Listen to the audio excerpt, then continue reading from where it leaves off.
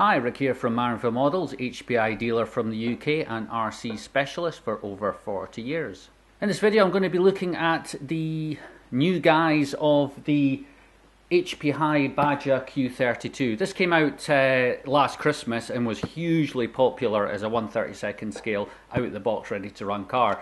So on the same chassis they've now released it as the new stadium truck version, the D8T. So I'm going to have a quick look at the ins and outs, see how it's different, and just give you a quick overall setting up and getting your new Q32 up and running. Okay, so in the box what you're going to get? Well, of course you're going to get the car itself, you're going to get the controller, you're going to get a set of instructions, you're going to get your little racing block dots there to race around, and the inside of the box actually converts into a jump. So when you remove it from the box, there's only a few little small minor things you have to do. As it comes, the body shell is off the actual chassis. Now the body shell will actually come just completely plain white, and you get two sets of stickers. You either get this decorative set as you can see here, or you actually just get window stickers if you just want to use it in a sort of plain white colour scheme, or you maybe want to put your own stickers on. Now when you get the body shell, it'll actually have like a matte white finish because there's a protective film on it. So before you put your stickers on, remember to peel the film off. Now I've gone for the full livery decals here because I think it looks really good. So when you get the stickers, they come in three pieces. There's the sides and then there's the top. So I find the best way to actually do it if you put the sides on first and then overlay the top strip, and just take your time and just press all the decals in and you'll get a really good finish. The only other thing you need to do is there's just two bits of Velcro, one on the inside there and one on there, and then the body shell will just simply Velcro it on. And that's that on, and then to take it off, it's just simply a case of tearing it off. Now, to get going, there are batteries required. Now there's 4 altogether, here's 2, but there's another 2 already in there. So always use good qualities, I always use the HPI plasma batteries. So just make sure they go in the correct fashion, clip it shut. Now the car actually charges from the controller, so you'll see in the top of the controller there's a charging lead.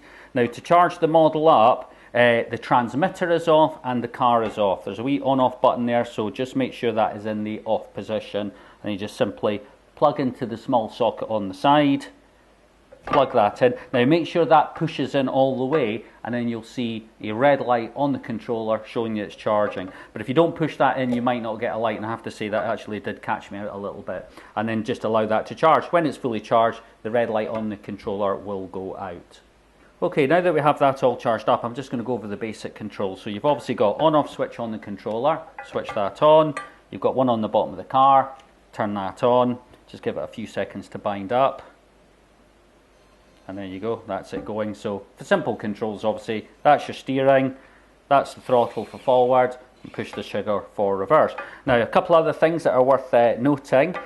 You have a trim adjustment on the top of the controller. That's just so the car will track in a straight line, and there's also one for the throttle on the back. Now these generally come factory set, but if you find when you drive the car in a straight line it's kind of skewing off one way, you can adjust there. There's also a master trimmer on the bottom of the car as well for the steering too. But nice little sophisticated car. As you can see, it's got working suspension front and back. It comes with foam tyres as standard, which is great on carpet, etc. and tarmac, but there's going to be loads of upgrades available, different bodies, different wheels and tyres, and other sort of tuning accessories. So maybe if your local club maybe develops like a little racing class, you can get appropriate tyres to kind of suit the terrain that they're running on. So a fantastic little product. It's going to work well fitting in with possibly you maybe already have some other HPI cars. You're just looking for something small and convenient that you can just run around indoors. Being quite small though, you will need a smooth surface to run on, but it's actually really good, especially when it's in a confined space. It actually looks like it's going really fast. You might get a little bit lost if you're outdoors in a big area. It's also going to work well if you're maybe thinking of purchasing a radio control car for someone young, and maybe you're thinking you don't want to buy one of these cheap toys, you want to get something at least half decent or at least branded. This is going to be a really good car for them, because you know it's going to be reliable, and you know if you can have any issue, then you've got a good dealer network, and also the distributors in each country for HPI are very good as well.